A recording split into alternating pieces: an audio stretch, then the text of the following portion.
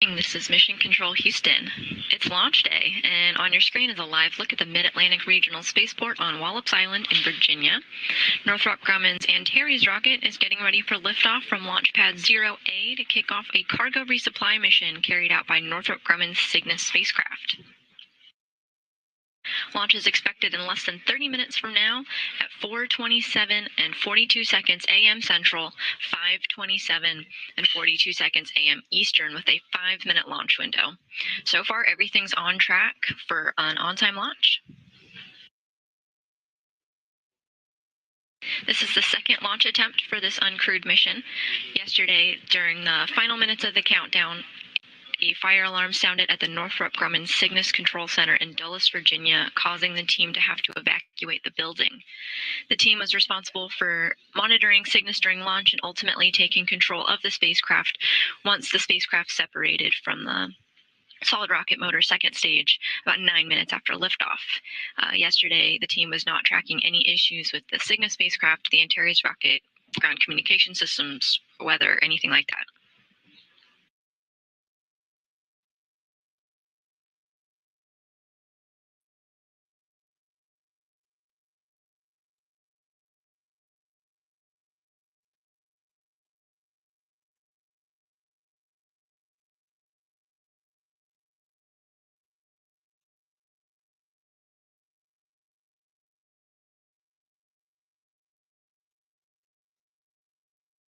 Speaking of weather, for this launch attempt, the weather is forecast to be 80% favorable, so there's a very low probability of violation due to weather. Temperatures at NASA's Wallops Flight Facility are in the mid-60s, and weather officers don't expect weather to be any kind of constraint on today's launch.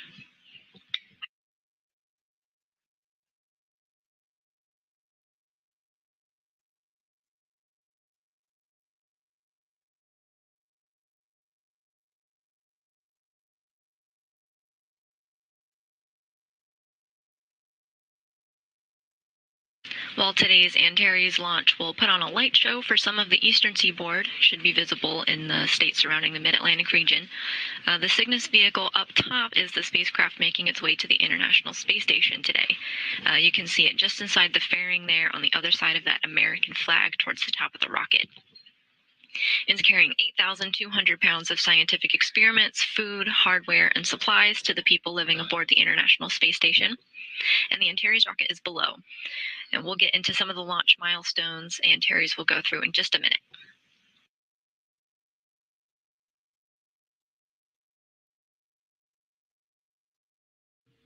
The mission we're talking about today is Northrop Grumman's 18th Commercial Resupply Services mission for NASA, and after today's launch, Cygnus will travel on a 2-day journey to the International Space Station.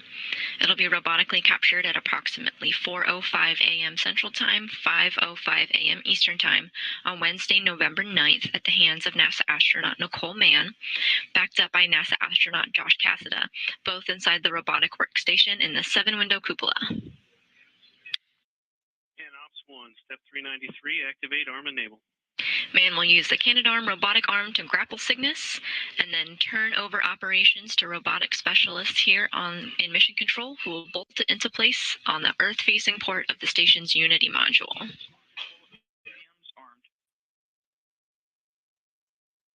Ops 2, set Stage 1 controller EPV VBRES.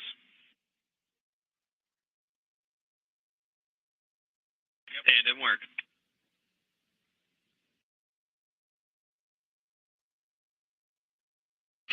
Cygnus began its journey in Dulles, Virginia. From there, it traveled to NASA's Wallops Flight Facility to be mated with the service module that holds the spacecraft's solar arrays.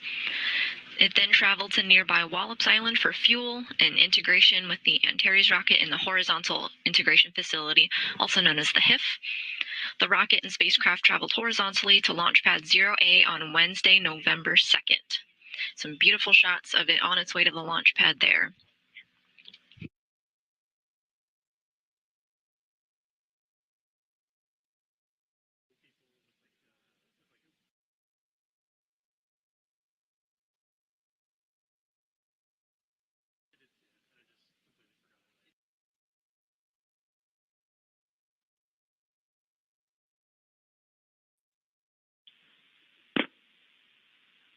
LC stage 1 on countdown. Can you provide status of cold helium bottle supply pressure? Stand by. We're still evaluating. While the bulk of the cargo was loaded ahead of time, some more time-sensitive late-load cargo was brought in at the launch pad. At pad 0A, Antares is raised vertically, a process that takes about 30 minutes or less for a combined system test. It was put back into the horizontal position Thursday night to allow for the late-load cargo. A pop top on the nose cone creates an opening, and a mobile payload processing facility is used to put cargo in 24 hours before launch. That's the box in the biggest photo towards the left. This could include scientific experiments or even fresh fruits and veggies from the local community stowed for the astronauts.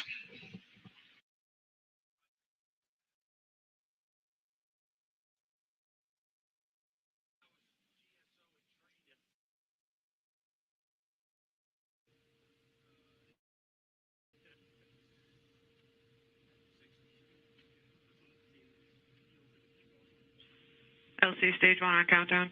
Go ahead, stage 1. Helium topping is not required. Copy that, stage 1. Check step 391, 392, not required.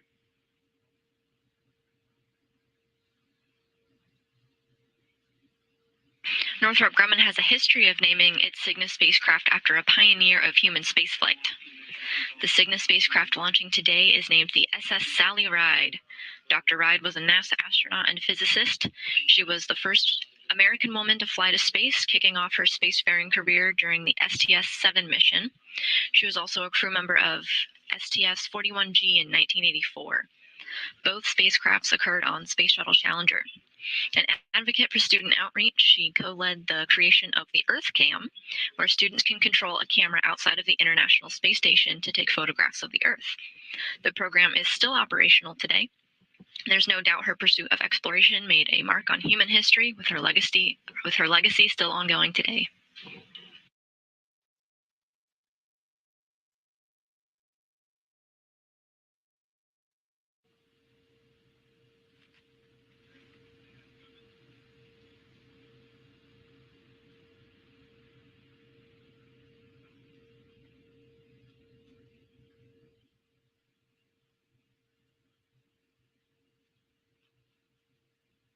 We're now just 20 minutes away from launch.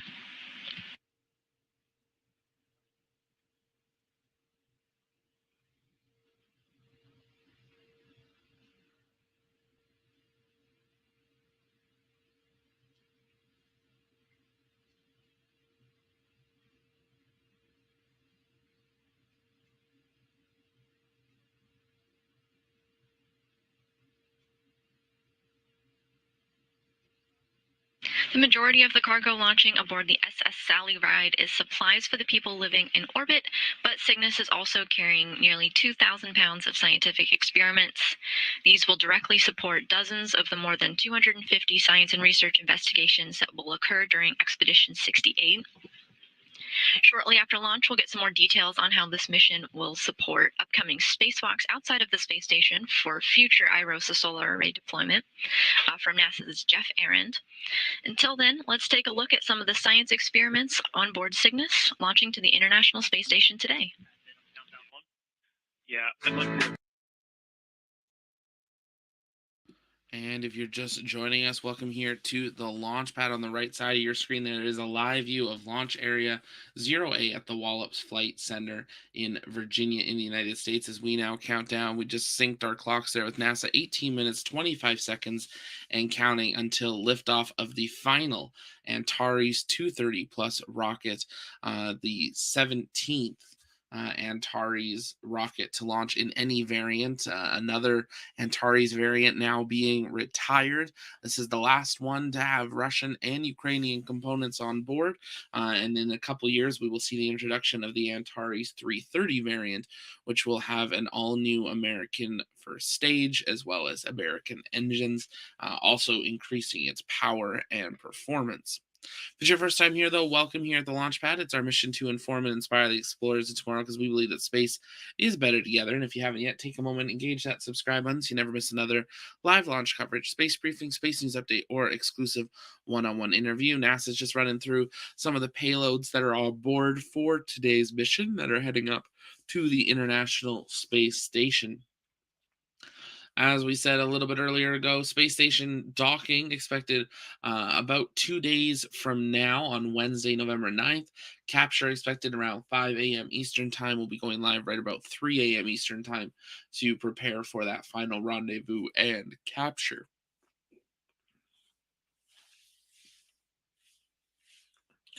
If you guys have questions, you can send those in the chat by tagging us at the launch pad, and we'll work on answering those. Let's listen back in to NASA Mission Control.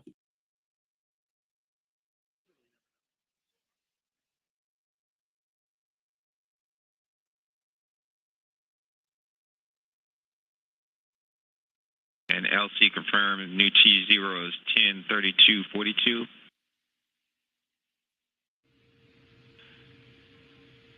Sounds like we might That's be right. having a change in the clock. 103242 is our new T0. And LD, do you copy? Say again, LC? Do you copy the new T0? Yes, I copied. Thank you. Set 397. Can I get Actual F1 flight level is assurance 11 hours, and safety and Top TSO TSO anomaly 1? 390. Flight control teams are taking a look at the Antares' onboard systems and plan to go into a 5-minute hold at the L-11-minute mark at 4:16:43, which would lead us to a new T-0 time of 4:32:42 Central Time towards the end of the launch window.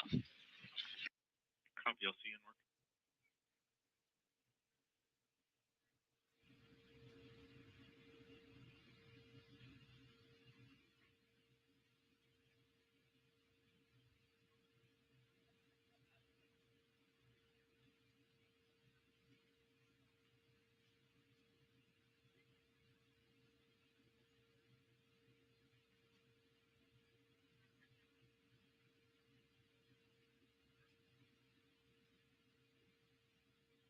And we're just going to wait for NASA to roll out that new T0 again here, and we'll resync our clocks. Incredible live view there, close up. Still running that L-15-minute clock, but there will be a short hold, bringing them to closer to the end of their window ahead of their actual launch. Go ahead, Core 1.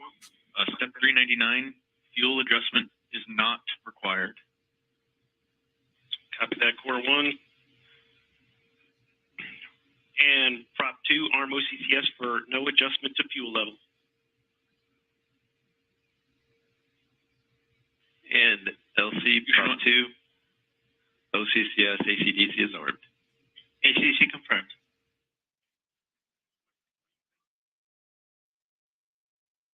So we're heading into the final stretch of the launch countdown, again with a planned hold at L-11 minutes. We do have a guest from Northrop Grumman with us here today, Christina Halona. Thank you for joining us not only yesterday, but today as well. Christina, do we have you? Hi, Chelsea. Yes, you do have me. Thank you. It feels good to be back again. And I just want to thank you all who are joining us live to see a successful Antares launch and Cygnus mission to the International Space Station. And once again, as a Navajo woman, I'd like to wish you all a happy Native American Heritage Month as well. Christina, that's great. So launch is now set for 4:32 a.m. Central Time towards the end of the window. Can you tell us about some of the milestones we can expect going up to countdown? Sure. So there's still some pre-launch milestones that are left. Right now, we are currently at the tail end of the propellant loading operations. When that is complete, the team will top off the propellant and do some fuel adjustments. Then you'll hear a final go, no-go poll that you'll hear here soon. That will be completed to proceed with the final countdown to launch. And then at about 3 minutes before launch, the auto sequencer will be initiated. This is where Antares' internal flight computer takes over and commands the vehicle. So the auto sequencer then goes through the final steps of prepping the vehicle for launch, and then we will proceed through the final countdown. And Ops 1 and LCP advised, I'm going to go ahead and forward these steps to both of you again. And Christina, what about post liftoff? What milestones should we expect for the Antares rocket? For Antares, the first milestone comes after the main engines burn for approximately 200 seconds and until main engine cutoff, which we'll hear on the nets as MECO. After MECO, we'll go into a short coast right before we separate stage 1 from stage 2, which we call the upper stack of the Antares vehicle. We'll continue then to coast for about 30 seconds or so before fairing separation, and then we will have an internal separation where the stage 2 flies out of the external upper stack. Once stage 2 is clear of the upper stack, stage 2 ignites for about 2.5-minute burn or so, which puts Cygnus real close to the orbit, and then it'll coast to ensure everything is stable. Then Cygnus will be released into the desired orbit. After Cygnus is released, it will go through some more comms checks. Then about an hour or hour and a half, we separate. Cygnus will release its solar arrays and be on its way to the ISS. So it takes Cygnus approximately 9 minutes or so to get to orbit. Great, we're looking forward to it. And Christina, real fast, you had wished us a happy Native American Heritage Month. We just covered some of the science that's on board the SS Sally Ride, but something very special is also on board. Can you tell us a little bit about it? Yes, and as you mentioned, the program names each Cygnus spacecraft in honor of substantial contributions to an individual with substantial contribution to the United States space program and human space flight. And the Engine 18 mission is proud to commemorate Dr. Sally Ride, who was the first female astronaut who served on the crew of the second flight of Challenger. She was definitely an advocate for diversity and equality in science, inspiring countless women and people of color to pursue STEM careers, including myself. And as an Indigenous woman from the Navajo Nation, Dr. Sally Ride was someone I aspired to be like, and she definitely paved the way for other women like myself to be part of the aerospace industry and to not be afraid to chase your dreams, which is very important. That is what Dr. Sally Ride continued to do until her death, to help inspire students, which brings me to the very special item. It is an American flag signed by all 402 students and staff from the Sally Ride Elementary School in Los Angeles, California, which was named by the neighborhood in Dr. Ride's honor.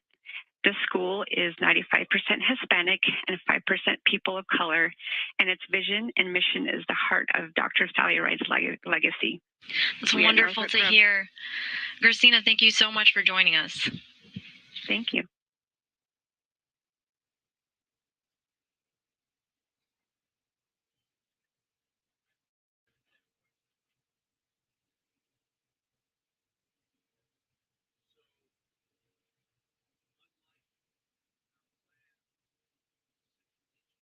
We're now in the 5-minute hold.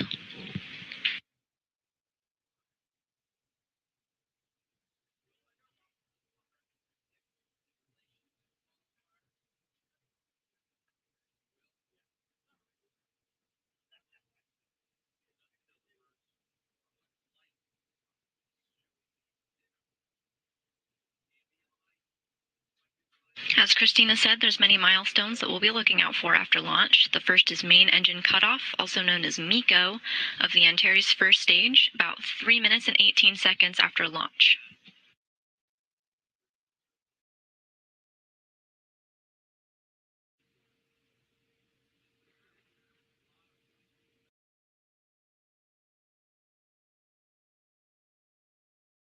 About 6 seconds later, the first stage separates, so the first stage engine is turned off, it did its job, and the stage is discarded. About 30 seconds later, the fairing will separate. This is the shell that surrounds the Cygnus spacecraft during launch. LC, this is CMD, step 410. Cygnus is in launch mode and nominal. Copy that, CMD. Check step 404.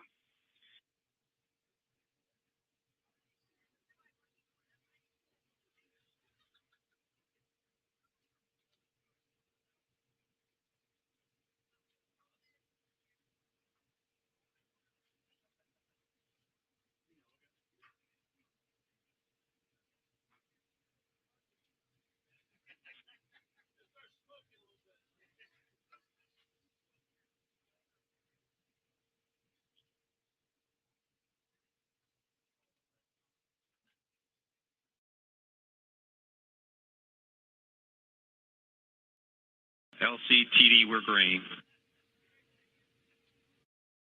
LC copies. LC, this is LD, proceed.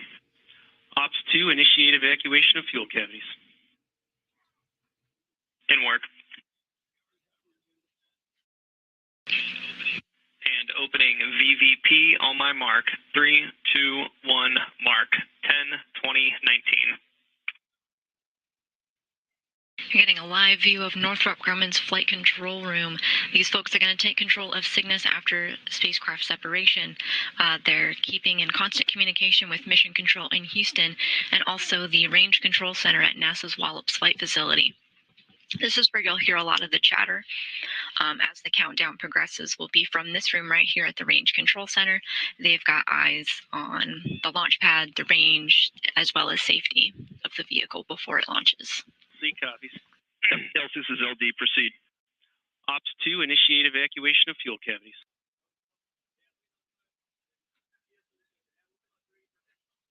At this time, I'd like to proceed with final countdown poll. GSO. GSO, go. RSO. RSO, go. TD.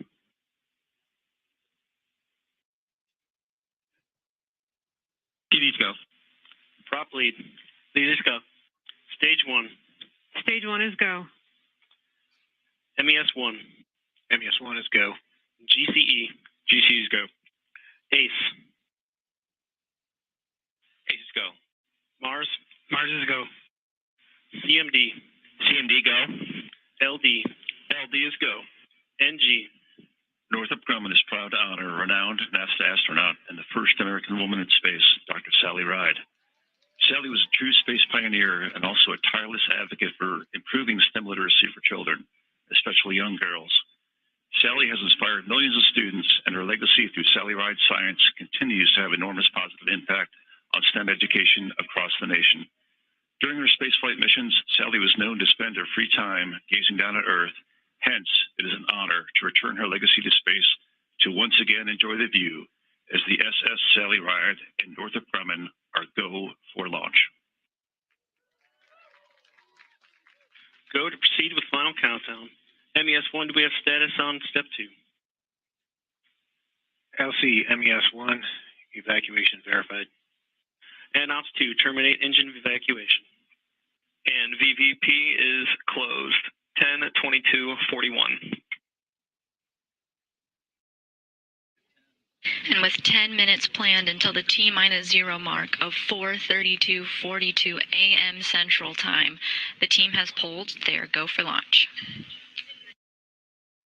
Opening VZD on my mark, and 3, 2, 1, mark.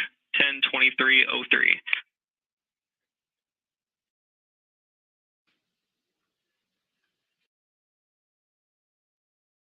And ACE, LC on countdown 1.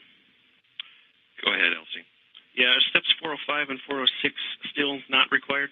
Stand by.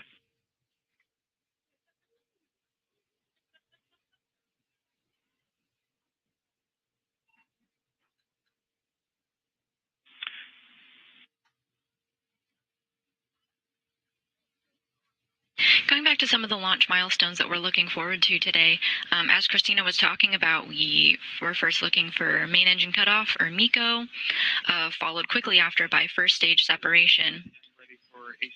After that, the fairing will separate, exposing Cygnus,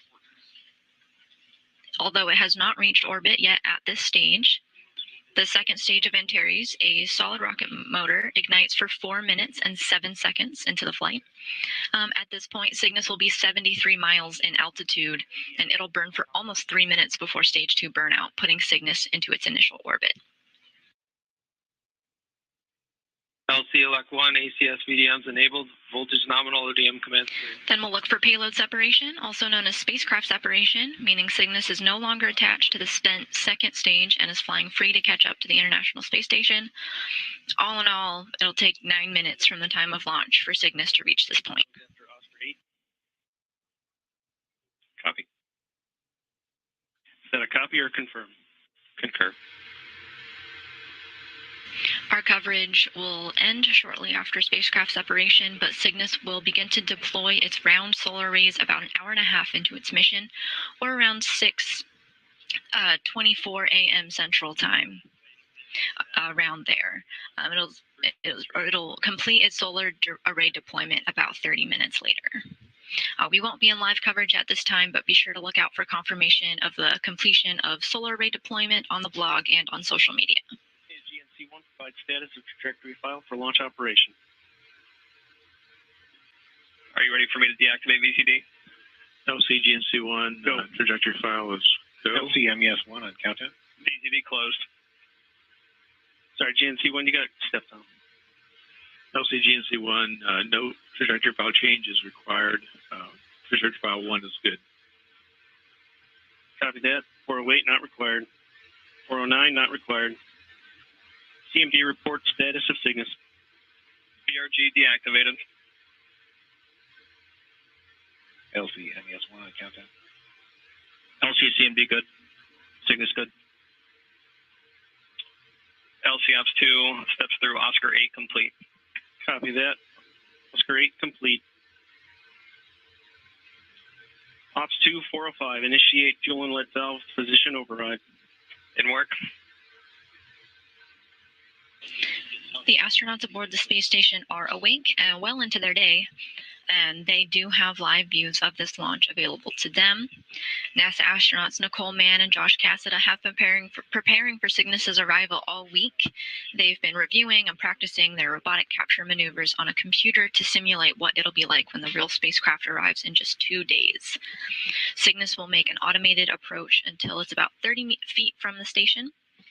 Then Nicole Mann will command the robotic arm to capture Cygnus from the robotics workstation in the cupola, while Josh Cassada acts as her second set of eyes to monitor the approach.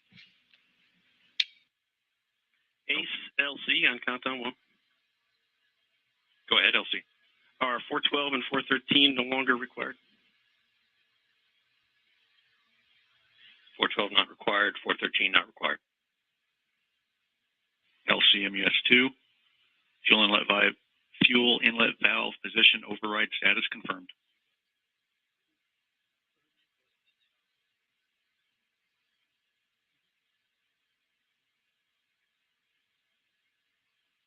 Copy 406 complete. And prop lead, I got your call on 418. Ops 2 initialized ground ordnance power supplies. Ground ordnance power supplies initialized. Ground ordnance power supplies nominal. And 422 is not required. Ops 2 copies.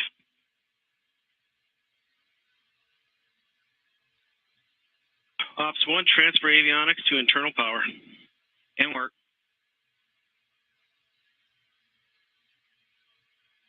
This chatter that you're hearing is coming from the Range Control Center at NASA's Wallops Flight Facility as they move through their countdown.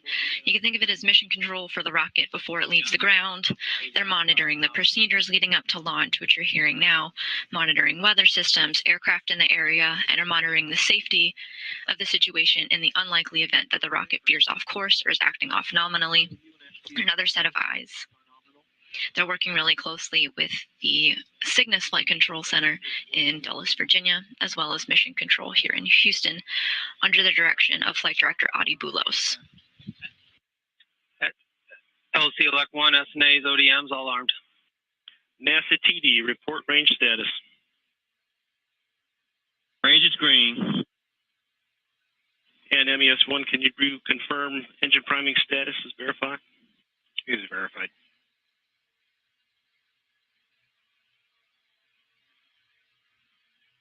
Step 431 is not required. Phase 3 dynamic limits will be active at T-minus 3 minutes.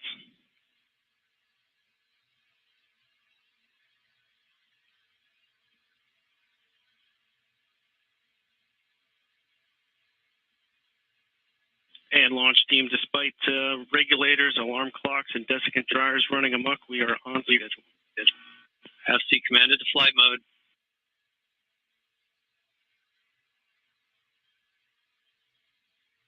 Auto sequence startup.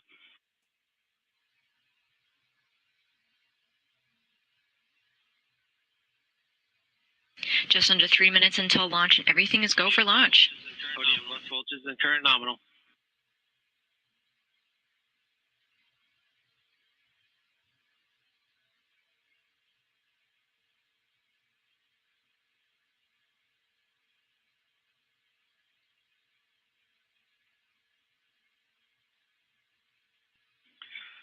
Ops 2 switched in. GNC 1 verify ready for nav mode. LC GNC 1 or nav ready for nav. Ops 2 switched to nav. LC Ops 2 switched to nav. LC GNC 1 orb nav telemetry verify. The teams opted to move to the end half of the 5-minute launch window with a new T-0 time of 4:32:42 a.m. Central Time. Mark.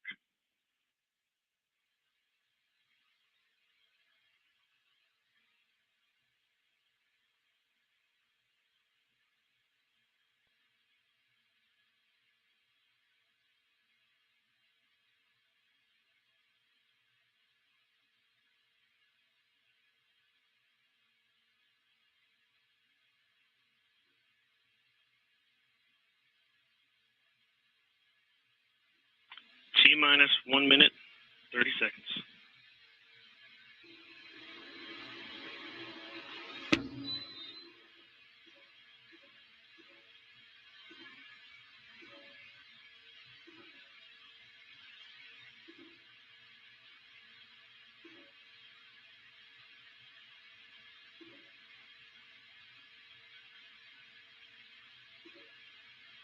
We're well into the terminal count with T-minus 60 seconds and counting.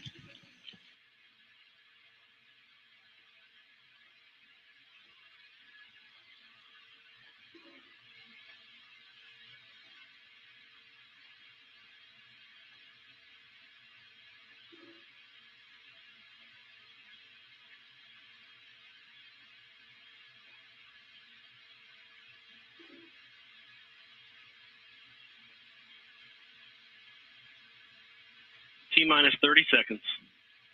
Godspeed, Doug Harvey.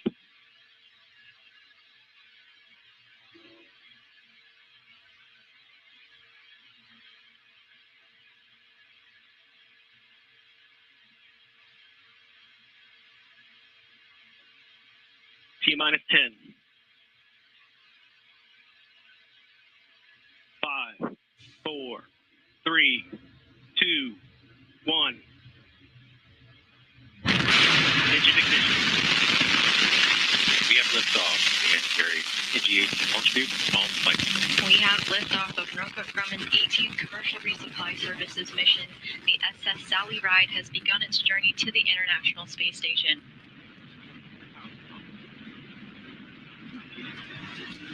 The first stage is performing nominally so far.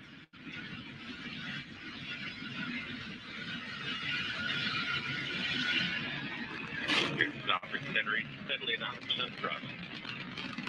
Nominal.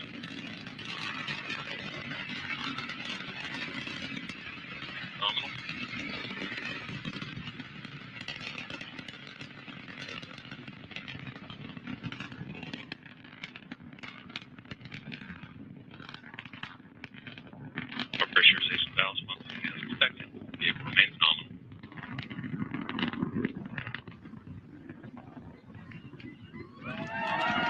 One minute into the flight, no issues are being tracked with the Antares rocket. We are passing through max Q. Vehicle remains nominal. Antares is passing through max Q, the area of maximum dynamic pressure on the rocket. Power remains nominal. Passing through 50,000 feet.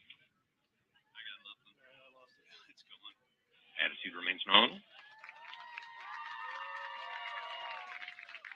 Passing through 5,000 feet per second. Core pressurization valves continue to function as expected. Engines remain nominal, 100% thrust. Approximately 100 seconds to MECO.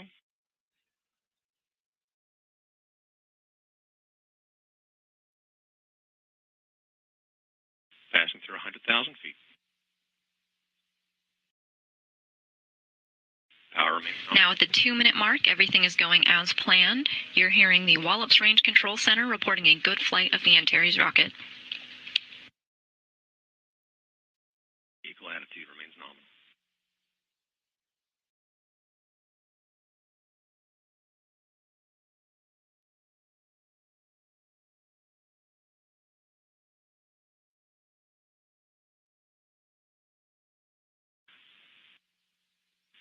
Nominal attitude.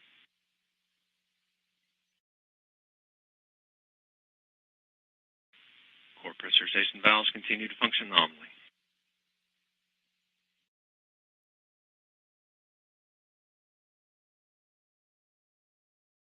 We have begun slow throttle down. Throttle down is the precursor to main engine cutoff. MECO occurs at the 3-minute 18-second mark of the flight, followed right after by first stage separation. Coming up at the 3-minute mark, just seconds away from main engine cutoff.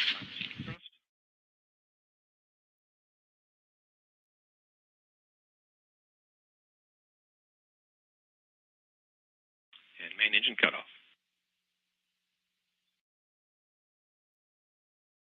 Stage 1 separation. First stage separation confirmed from Wallops' Range Control Center just as planned about 6 seconds after main engine cutoff. Less than 20 seconds to go until fairing separation to unveil the Cygnus cargo spacecraft.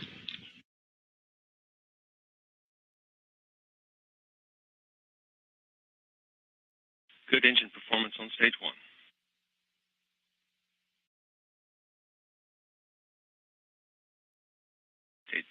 Stage 2 ignition in approximately 10 seconds. We have fairing separation. Fairing separation is confirmed. Cygnus is now outside of its protective shell and is continuing to climb into its preliminary orbit. And we have stage 2 ignition. And with stage 2 ignition, the second stage engine will burn for about 2 minutes, 46 seconds.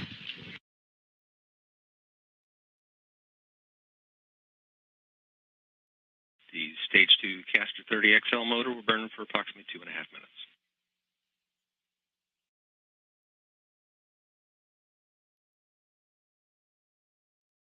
Attitude remains nominal.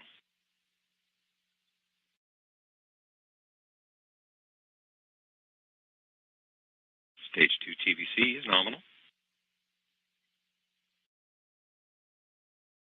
Electrical power remains nominal. Attitude is nominal.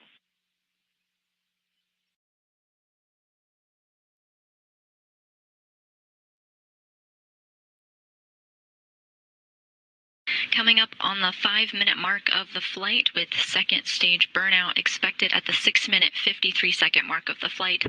At the time of second stage burnout and orbital insertion, Cygnus will be at an orbital altitude of 109.5 miles or 176.2 kilometers.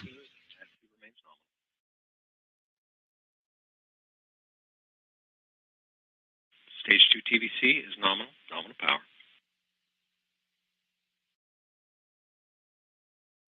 Attitude remains nominal.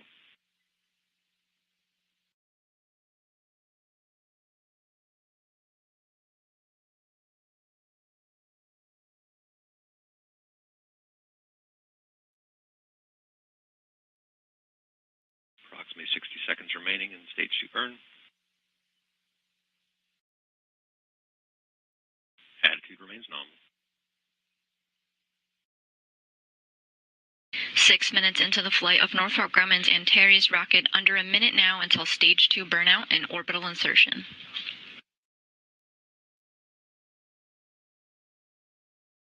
Vehicle attitude remains nominal through stage 2 burn. Stage 2 TVC is nominal.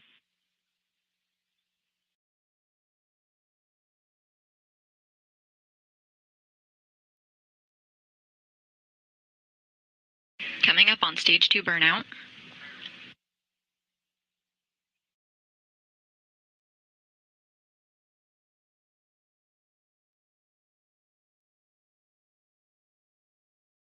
We have stage 2 burnout.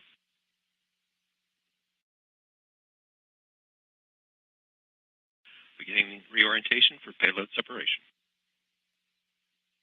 We have good insertion. Antares is currently in orbit and will coast for approximately 100 seconds prior to payload separation. Cygnus has reached its preliminary orbit insertion. Next, we'll be looking for Cygnus to separate from the second stage, which will occur at 8 minutes and 52 seconds after liftoff, about 2 minutes from now.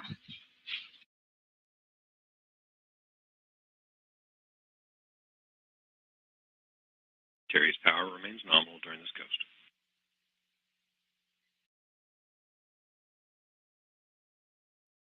We're continuing to hear good callouts across the board. Everything is nominal at the stage of the flight.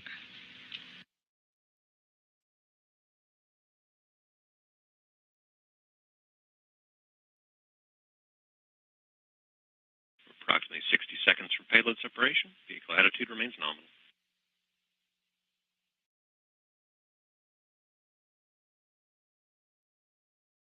Vehicle power remains nominal.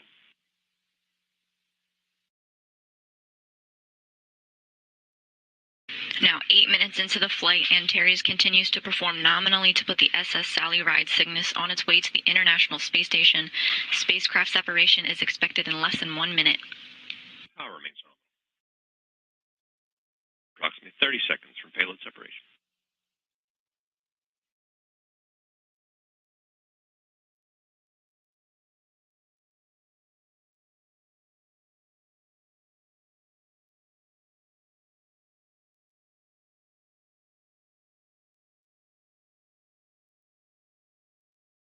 Antares remains nominal.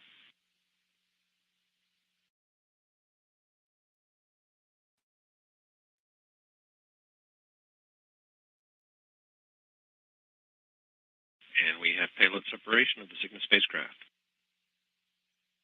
Spacecraft separation is confirmed. Antares launched at 4:32:42 a.m. Central Time, 5:32 a.m. Eastern, at the end half of the launch window. At the time of launch, the International Space Station was flying over the Indian Ocean southwest of Australia. Okay, launch team, let's maintain our discipline, close out the pad, proceed with our post-launch checklist. Step 448, prop 1. Could you give status on pulse purging? LC prop 1, first helium pulse purging cycle is complete. You can see some celebration from the Range Control Center at NASA's Wallops Flight Facility. Cygnus has successfully separated from the second stage of the Antares rocket, and at this time, operations of the vehicle will move to Dulles, Virginia, under the direction of Northrop Grumman's Cygnus flight controllers.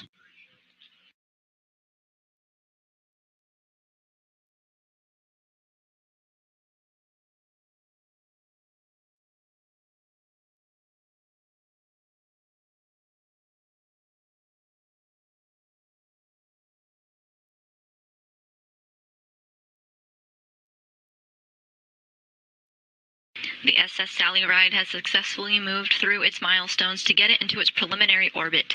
It will spend the next 2 days catching up with the space station for a rendezvous and capture, followed by the installation of the vehicle to the Earth-facing port on the Unity module.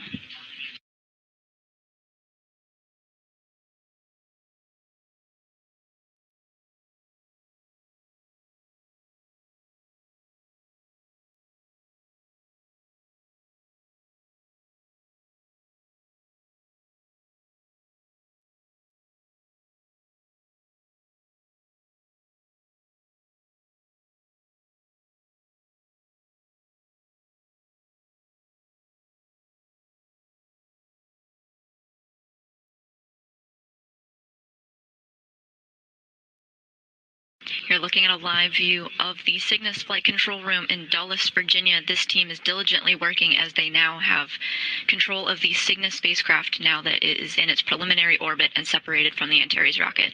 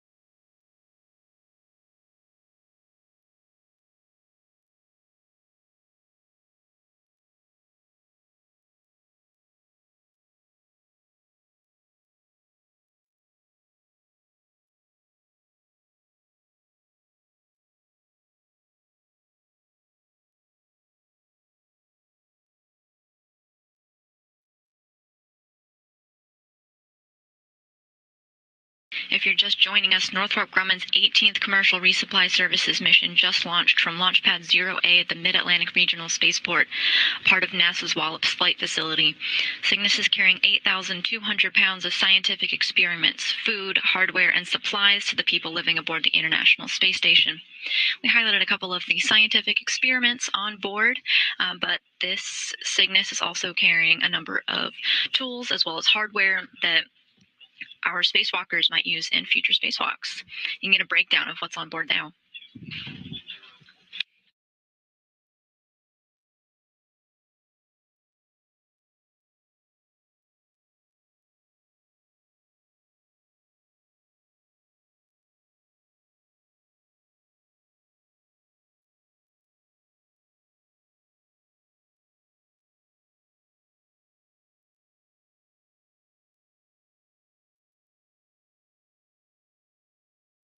Joining me here today to talk a little bit about the space station and this resupply mission is Jeff Arendt, Manager of the Systems Engineering and Integration Office in the International Space Station Program. Jeff, do we have you?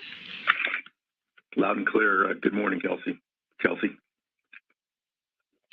Good morning. So Jeff, this kicks off an extremely busy period for the space station with a series of upcoming spacewalks. How will today's Cygnus launch support those operations? Well, first off, I have to say it was a spectacular launch, and I want to congratulate the entire team from Northrop Grumman with their Cygnus and Antares teams, to the spaceport, to the cargo mission contract team who packed the cargo, and the NASA team supporting this mission. Definitely a gorgeous launch, and we're happy that Cygnus is on its way to the ISS. As you mentioned, Cygnus is carrying some important spacewalk hardware. One critical set of hardware is what we call a mod kit, which is a collection of brackets that the crew will install outside while on the spacewalk that's currently planned for November 15th. The crew will partially assemble it inside, just hold on a second here, inside, and then they will take it through the airlock and install it at the base of a solar array wing so that it can be a support structure for a future set of rollout solar arrays. So there's direct support of the spacewalk with the hardware they will use, but there's also some indirect support. Cygnus will be bringing up some food treats for the crew, so indirectly supporting the operations with some much deserved treats for the crew. They will have their usual menu, but they will also have some special requests like peanut butter, olives, several cheeses, and even pumpkin spice cappuccino. And the team has loaded some fresh fruit as well: apples, blueberries, oranges, and some ice cream in the freezers, chocolate and vanilla, and some of the special flavors that the crew has requested. So, good times. Jeff, that sounds awesome. And you were just talking to us about the numerous U.S. and Russian spacewalks that are coming up before the end of the year. But that's not the only thing the flight controllers have their eye on in mission control. Can you tell us a little bit more about what's on the horizon for the rest of the year? Yeah, absolutely. Yeah. So for the next few weeks, the team will be very busy with visiting vehicle arrivals at ISS, science being conducted, and the 7 upcoming spacewalks. The arrival of NG-18, as well as a SpaceX mission later this month, will have the flight control team and the crew busy getting the space station in configuration for the berthing and docking, and for the thousands of pounds of cargo transfers that the crew will be doing. We have a lot of science that needs activating and tending to quickly after it arrives. There are numerous payloads that fall into this category of needing immediate attention, U.S. payloads as well as international payloads from our European and Japanese colleagues. And with the 3 U.S. and 4 Russian spacewalks in the same time frame, the ground team is very carefully managing the crew's time. And it's really not that easy trying to juggle as many tasks as that we're planning to be doing. So a very busy time on the ground and on board. Having said that, we are hoping to be able to give the crew and much of the team the Thanksgiving holiday off. And back to the food theme, the crew will have holiday food available to help celebrate and take a short break. Also, something else this month we have is the Artemis mission. The targeted launch date is November 14th, and the teams are working to make sure ISS, SpaceX, and Artemis coordinate shared assets and can all complete our missions without issues. So Cygnus is expected to arrive at the space station on Wednesday, November 9th, with a rendezvous and capture early in the morning. You were just talking to us about the crew members on board. Can you tell us a little about the milestones that we should expect for Nicole Mann and Josh Cassada? Absolutely. So, but before that even, the Northrop Grumman team will deploy the Cygnus solar arrays and conduct a series of burns using Cygnus thrusters to get the vehicle closer to the station. The space station team will be getting ready as well, putting the ISS solar arrays in a good orientation for the Cygnus approach. Cygnus will arrive in the vicinity of ISS, and then it will go through a series of holds and what I call resumes to methodically get closer and closer to the station. And then it will remain steady for its capture. Astronaut Nicole Mann will be driving the Canadian arm for the capture, which is planned for at around 4:05 a.m. Central Time on Wednesday. She'll get assistance from Josh Cassada with cameras and procedures as she maneuvers the arm to reach out and grapple with Cygnus. The crew, of course, had ground training on monitoring the Cygnus as it approaches and with the Canadian arm operations. But the crew has also been preparing on board the station with simulations and actual movements of the arm in practice sessions.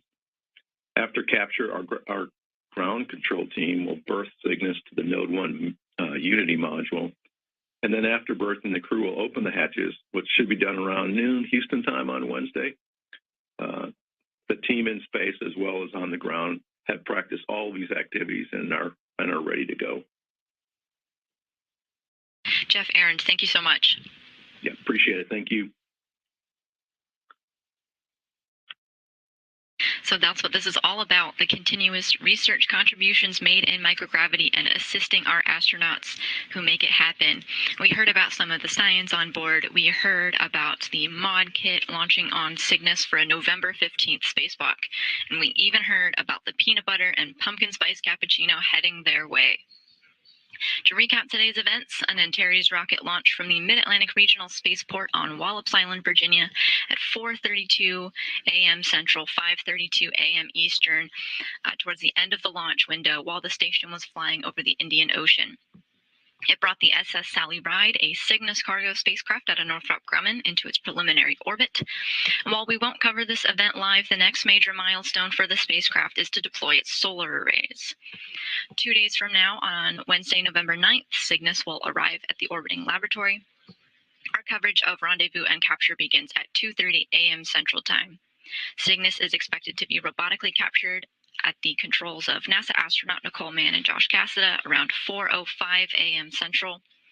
We'll continue on with live coverage of its installation to the space station, a job conducted by robotics controllers here in Houston. These ground controllers will bolt Cygnus into place on the Earth-facing port of the Unity module.